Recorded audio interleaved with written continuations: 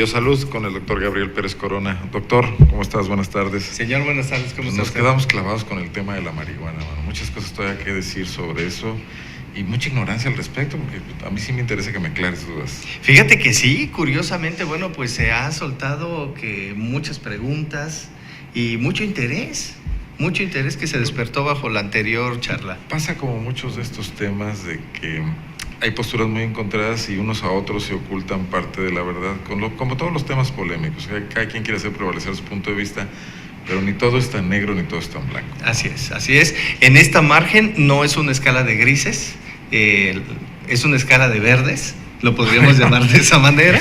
Y bueno, pues sí, claro. Entonces radicalizarnos me parece que es poco inteligente.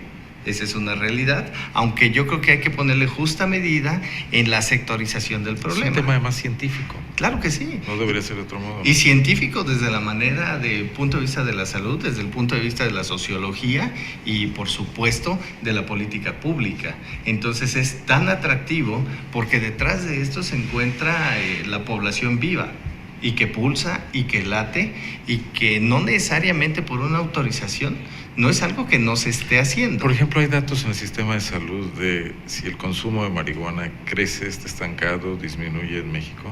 No sabemos. Mira, no sabemos, en primer lugar... Por los centros de adicciones. Sí, claro. Los centros de adicciones están cada día más llenos. Bueno, pero esto no quiere decir que existan los que deben de notarse.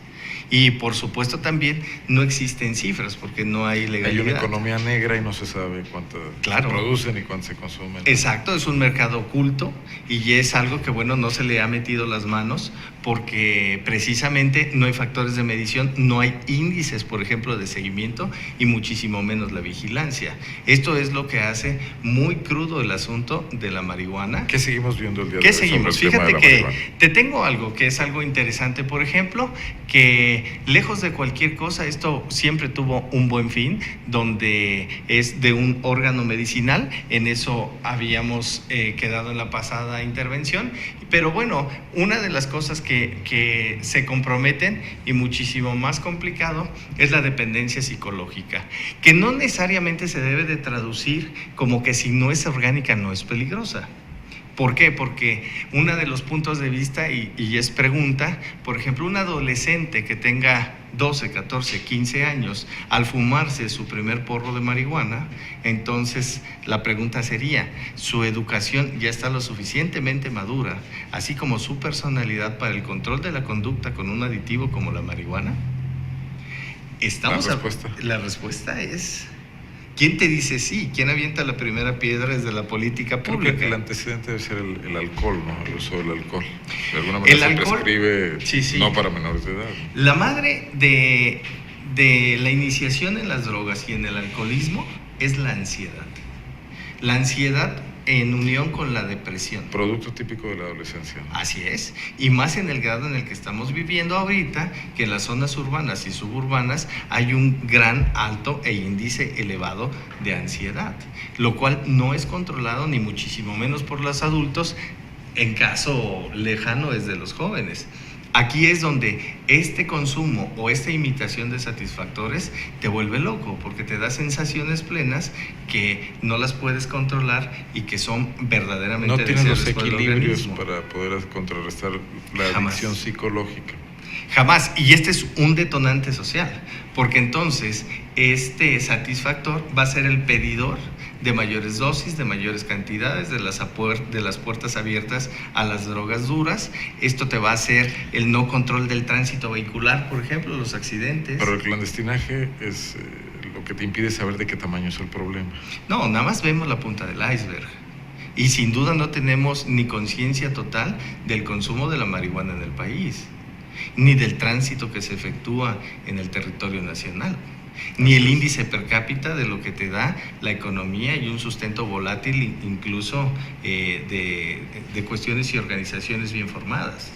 Traías ahí algunos datos, por ejemplo. Fíjate que te traigo... En el caso del embarazo. Te traigo una del embarazo y véanla bien.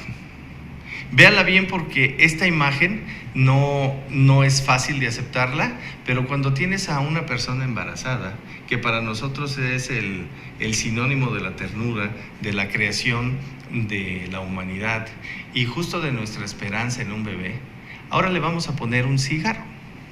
Pero ese cigarro ya no se convierte en tabaco. Este cigarro ya está compuesto por marihuana.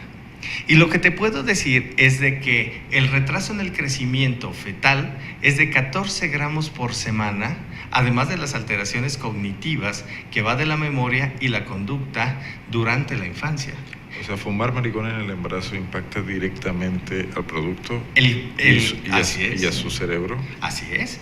Y te puedo decir que geográficamente... Más que el tabaco. Sí, claro. Y físicamente te da microcefalia.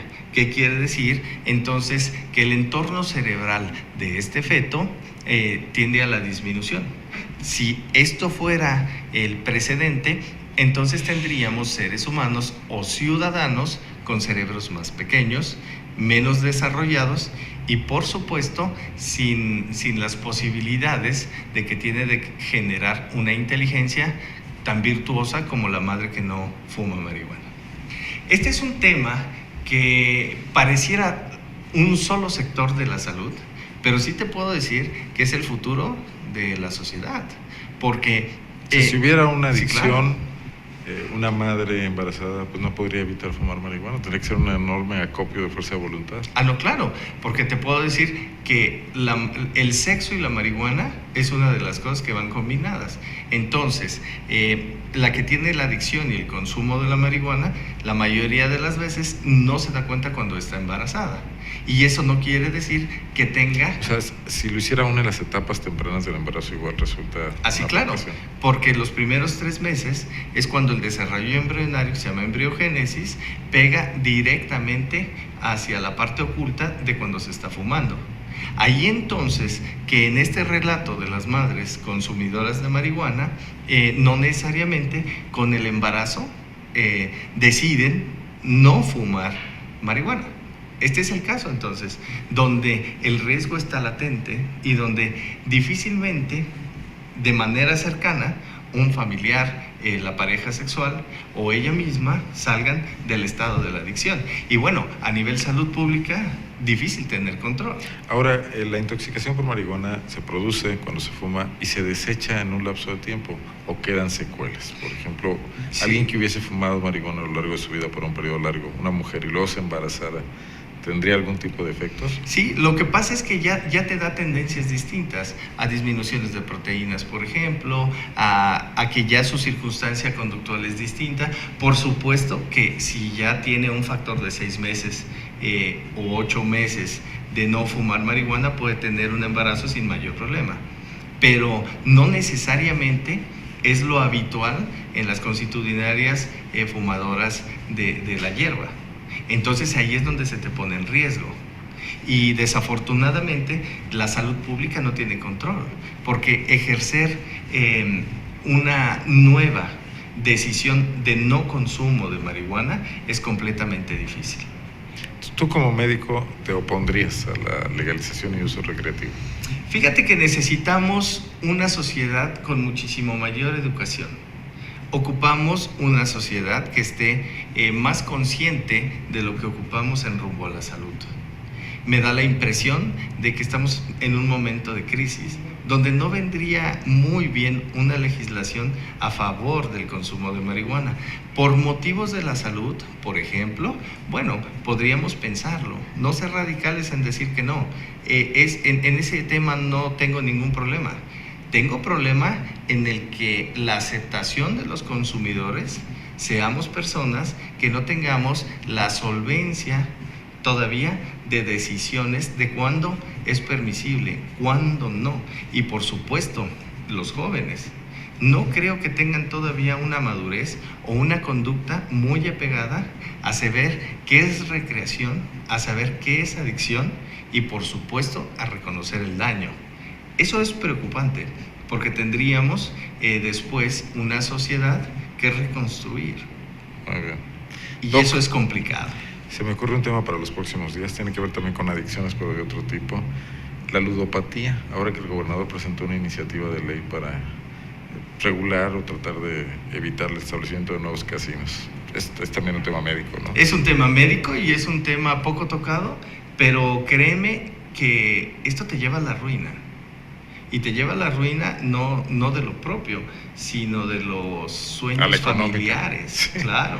Claro, sí, y se te parte la vida. ¿Lo tocamos? ¿Lo revisamos? Señor. Bueno, y la marihuana seguirá siendo tema, yo creo que durante un buen tiempo, y hay que revisar cómo se vienen estas propuestas. En el Distrito Federal hubo una ya, que están planteando los legisladores, y a ver si están bien informados para empezar, ¿no? No, quiero pensar que sí, porque es tema tan delicado, tema tan íntimo, que aquí vale la pena que los eruditos, como siempre, a la política pública llegue la ciencia para ponerlo a la par de los legislativos. Que se informen con los que saben.